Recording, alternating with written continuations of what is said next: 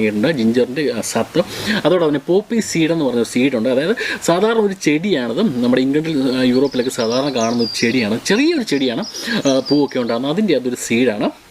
പിന്നെ ഉള്ളതെന്ന് വെച്ചാൽ സാഫ്രോണാണ്, അതായത് നമ്മൾ സാധാരണ കുങ്കുമപ്പൂ, ഈ കുങ്കുമപ്പൂവിൻ്റെ സത്ത്, അതോടൊപ്പം തന്നെ ബാക്കിയുള്ള ഹെർബ് ആൻഡ് സ്പൈസി ഇതെല്ലാം കൂടെ മിക്സ് ചെയ്ത് വോക്ക് ബാറുകളിൽ വർഷങ്ങളോളം കിടന്ന് അവരെ ഉണ്ടാക്കിയെടുത്ത് വിടുന്ന ഒരു അടിപൊളി ആയുർവേദ ലിക്കറാണിത്.